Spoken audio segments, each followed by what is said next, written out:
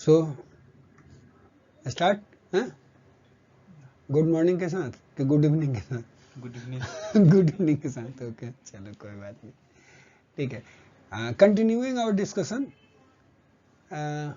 with radiation carcinogenesis, data on the carcinogenic risk from moderate exposure are available from epidemiological studies and generally show an increasing risk with increasing absorbed dose.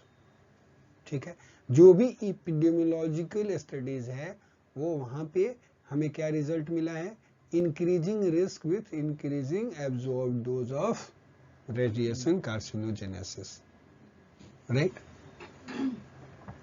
Several studies involving large therapeutic absorbed doses of several gray to specific organs have suggested a decline in risk at very high doses. ये तो Contradicted is it, right? क्या बोल रहे हैं कि जो space therapeutic dose दिया, right, correct, up to several gray to a specific organ को दिया, वो वहां पे उनको रिजल्ट क्या मिला? They suggested a decline in risk, risk घटता है एट वेरी हाई डोजेस, बहुत ज्यादा डोज हो जाता है तो डिक्लाइन रिस्क है of carcinogenesis. The decline in incidence of tumour at very high dose rate, decline in incidence of tumors at very high doses is thought to reflect the death of cells that are damaged and could have caused cancer had they survived. क्या मतलब इसका? बोल रहा है कि decline in incidence of tumour at very high doses rate, इसको explain कर रहा है क्यों ऐसा हुआ. So it has been thought of like to reflect the death of cells that are damaged. जो डैमेज हुए वो मर गए and could have caused, ये किया होता, could have caused cancer had they survived. यदि वो सर्वाइव किया होता तो वो लोग कॉज करते, तो वेरी हाई डोज पे तो मर ही गए, सर्वाइव ही नहीं कर पाए, इसलिए डिक्लाइन हो गया. क्लियर? वाह, कितना मजा आया. गुड, ठीक है जी. चलो, several mathematical dose relationship model have been proposed for radiation induced carcinogenesis. क्या? Several mathematical dose response model have been proposed for radiation induced carcinogenesis. मतलब इसके लिए बहुत सारे लोगों ने मैथमेटिकल मॉडल्स भी डेवलप किए हुए हैं कि जहां से आप प्रिडिक्ट कर सकते हो. मॉडल हमेशा डेवलप ही होता है फॉर द प्रिडिक्शन पर्पस. अरे तो इस टाइप के मॉडल्स अवेलेबल हैं. The simplest of this is often referred to as linear non threshold risk model. और यही model linear non threshold risk model जो भी है, LNT मॉडल इसको बोलते हैं, यही रेडिएशन प्रोटेक्शन के लिए भी यूज होता है और रेडिएशन फैसिलिटी डिजाइन करने के लिए.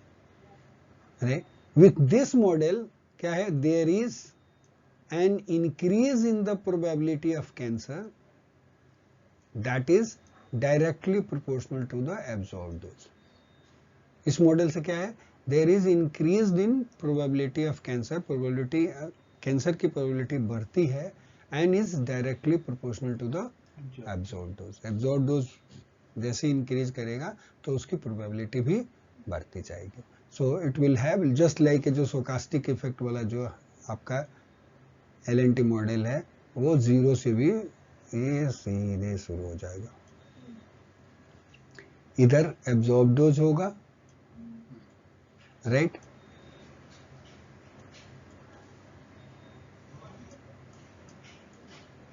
मैं ना कितना लिखने की कोशिश करता हूँ वो नहीं पता है, धीरे धीरे ना मुझे प्रैक्टिस करना पड़ेगा. ठीक है, एब्जॉर्ब डोज इधर आएगा,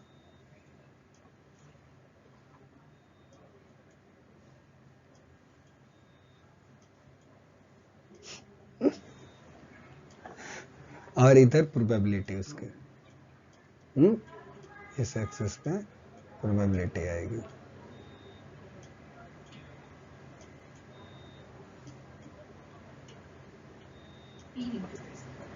ऑफ कैंसर। नहीं, आप जितना जल्दी चाहते हो हम उतना जल्दी चाहते नहीं हैं। हम सिर्फ ये चाहते हैं कि बस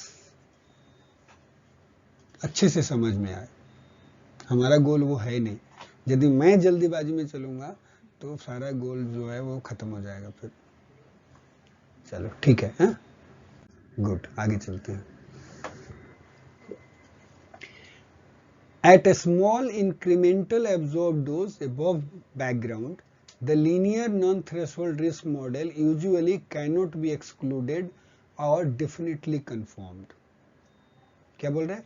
At a small incremental absorbed dose above background, मतलब पहले तो छोटा डोज, इंक्रीमेंटल एब्जॉर्ब डोज मतलब उससे थोड़ा सा बैकग्राउंड से थोड़ा सा ऊपर चले, right. The linear non threshold risk model जो है यूजुअली कैनॉट बी एक्सक्लूडेड, उसको हम ये नहीं कर सकते, और डेफिनेटली कंफर्म, उसको डेफिनेटली कंफर्म भी नहीं कर सकते। नाइदर उसको एक्सक्लूड कर सकते हैं और हम लोग उसको क्या डेफिनेटली कंफर्म भी नहीं कर सकते। The small number of radiogenic cancers that are expected at low doses may be concealed by the large number of spontaneous cancers. मतलब ये क्या बोल रहे हैं यहाँ पे कि the small number of radiogenic cancers जो है that are expected at low dose may be concealed by the large number of spontaneous cancers. इसका मतलब कि बहुत सारे जो कैंसर्स जो हैं वो जो लो डोज पे हो रहे हैं और बाकी ऐसे भी स्पॉन्टेनियस कैंसर होते हैं, तो इसलिए उसका पता नहीं चलता कि ये जो है वो रेडिएशन से ही हो रहे हैं।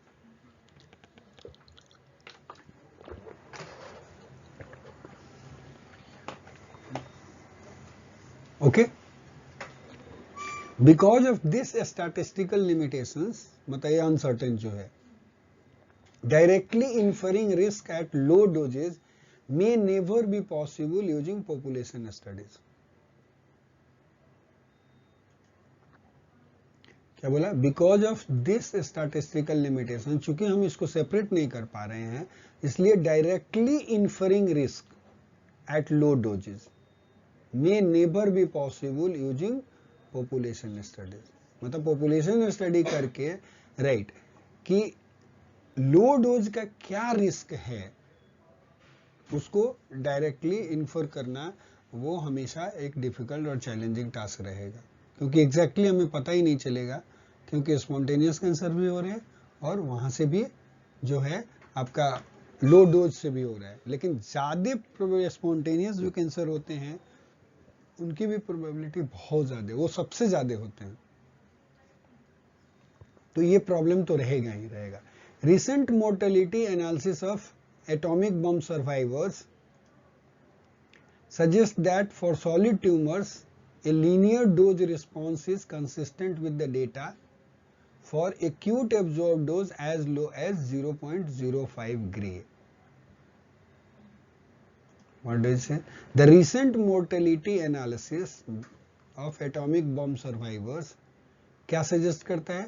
For solid tumors a linear dose response is consistent with the data for acute absorbed doses as low as 0.05 gray. इतने ग्रे पे भी सॉलिड ट्यूमर? हाँ, नहीं, लीनियर डोज रिस्पॉन्स जो है कंसिस्टेंट है, जो डेटा जो मिला है उसके बेसिस पे हम बोल सकते हैं कि जो एक्यूट एब्जॉर्ब डोज जो होता है less than as low as this, मतलब इतने ग्रे 0.05 ग्रे से कम डोज पे भी जो हमारे पास जो डेटा है, हाँ, सॉलिड ट्यूमर्स होते हैं, ये बात बोला। ठीक है, I think we will stop it here, क्योंकि सब लोग थक गए हो। ठीक है, वो कोई फायदा नहीं है उसको आगे बढ़ाने का। ठीक है, सबका चेहरा जो है ना एकदम से डल लग रहा है, so I think it's we will stop it here, आगे से करेंगे। ठीक है, let's go and enjoy now, छुट्टी मनाओ आप लोग। ठीक है, जन्माष्टमी सेलिब्रेट करो। ठीक है, बंद कर दें। Yes. हाँ